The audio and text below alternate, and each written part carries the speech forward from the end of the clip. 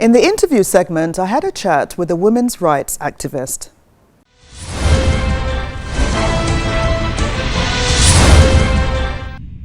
Welcome to Dateline Abuja, Dorothy Njumanzi, women's rights activist. Thank you. Can we get your general perspective on the situation of the Nigerian woman today? Well, compared to what used to be obtainable, there's a lot of improvement, but there is really a whole lot more room for improvement than the improvements we've achieved thus far. Because of the patriarchal nature of Nigeria, or most parts of Nigeria, tendencies are that some people see the need to subject women or keep women subdued and all of that, and a lot of things that are done to women translate to abuse. So when you discuss things like gender-based violence, there seems to be a prevalence when it comes to issues surrounding women. So there's more recognition for women's rights being human rights. Nonetheless, there is still very much room, a lot of room for improvement. Don't forget our demographics. We have over 60% of Nigeria estimated to be illiterate, and then over 70% of Nigeria living below the poverty lines. So a lot of basic critical information are not rural area friendly or accepted yet, or are still being struggled with. And then provisions for the benefit of women, like the Violence Against Persons Prohibition Act, are not even appreciated by even the people who can enjoy it, like in FCT, where it is justiciable.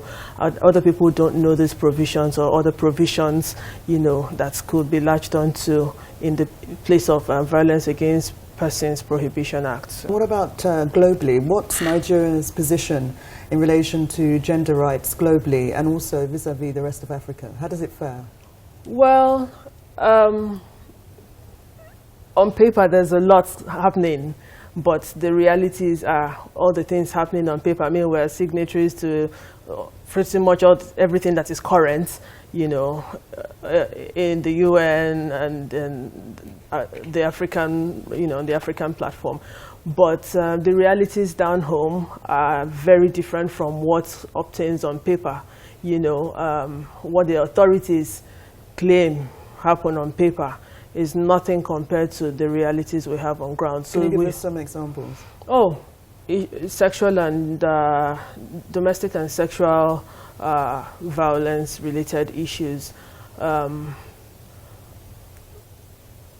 With the police, with the hospitals and the rest, we have a lot of stigmatization coming from those places. We don't have victim-sensitive responses. In fact, our systems are designed to stifle victim voices. Until we start facing those realities and assessing victim voices for what they are, our actions translate into propagating violence trends. So we're just deceiving ourselves in many ways. We should be as realistic in our actions as we are on paper. That's pretty much it. Let's look at International Women's Day. The global theme is pledging for parity, which encourages women to actually play a crucial role in their own advancement of their development. What should women be doing? Well, first of all, we need to utilize every unconventional means possible to educate the rural women of the role she plays in achieving the sustainable development goals. Until the rural woman understands that mandatory reporting of sexual and domestic violence, or engaging the systems, make the systems work better, or provide evidences of whether or not those systems are working better, or the fact that her produces contribute to the national economy in some way, then she'll start making informed choices or informed decisions on who becomes her local government chairman or her councillor, and that transcends all the way to the National Assembly and her governor. That way, the women are not just brought out only for campaigns. They know that, yes, this person hasn't performed and we should not tolerate this person, or this person is better to engage. And, that's the first thing we should do. And then we keep on forgetting about 1/3 of the women's population who happen to be women with disabilities. And, in our society, they're not even treated as human beings. They're not permitted to be to participate in society, because we have things like issues like the Disability Rights Bill hasn't even been passed by the National Assembly. So, and I know that since it wasn't passed by the 8th Assembly, we're trying to see how it gets passed this time. And we hope it gets assented very fast by the President. This is going to permit deliberate, conscious awareness and inclusivity of people with disabilities, and that way we maximize our potentials when it comes to women. So carrying everybody along is key. What's obtainable in our cities should be obtainable in the rural areas. Don't forget that we have more of the human beings resident in the rural areas than in the cities. So until we start treating everybody as, this year's global theme is supposed to remind us that women's rights are human rights. It's supposed to remind us of the equalities that we have as human beings. So until we get to that point of carrying everybody along as human beings, we're doing things wrong. Luckily, we have a theme this year, and we're working on it.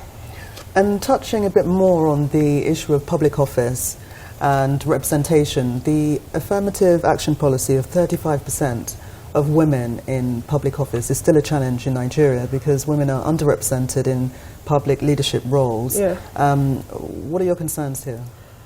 Well, until we get to the point of, I have a problem with when political parties and the rest of them are drawing up their guidelines and everything. They give a certain percentage. Look, just put it there, at least 50% of each gender.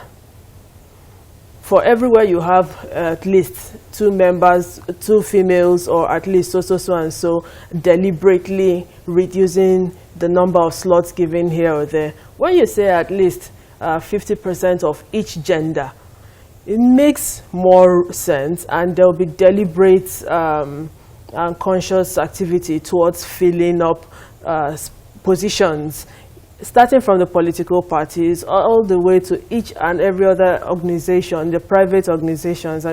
Your regular meetings where we have all those clauses of at least 2 women out of 10 positions, or at least 3 women. Look, at least 50% of each gender, or not beyond the maximum of 60% of either gender, meaning you can have more than 60% of women, or you can have more than 60% of men on a project. So we should start taking deliberate steps from the documents, foundational documents that produce results. We should go back to the drawing boards on that, and we'll see that everything we want is available. We should stop making excuses. And one of the things you touched on earlier was the UN Sustainable Development Goals. Yes. One of those goals, Goal 5, relates to a focus on gender equality. Yes. What would you say is Nigeria's position on this? How does it fare, for example, when you're talking about access to education, to healthcare, to employment, to political representation? How does it fare?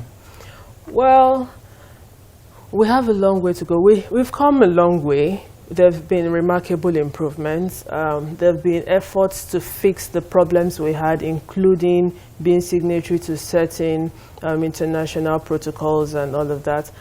But we need to focus on the realistic applications of these. For instance, with sexual and domestic violence related cases, we see that a lot of these cases are designed to deter people from speaking about minor abuses meted out on them. So until we start looking into things like having the government honestly focus on victim-sensitive responses, where the burden of assisting the victim is taken off the victim, then we would emancipate a lot more people to, you know, participate as human beings. When I talk about these things, I consider that akara seller or fruit seller or something in some place whose child gets raped, and or the person in a village like Michika, you know, who the teenager who gets raped, and she needs to foot the bill of moving her rapist from one police station to another police station, or foot the bill of testing her rapist for diseases. We don't have post-exposure prophylaxis in our hospitals. A lot of hospitals have never seen rape kits before. And so it means that our systems are deliberately designed to frustrate victims' evidences.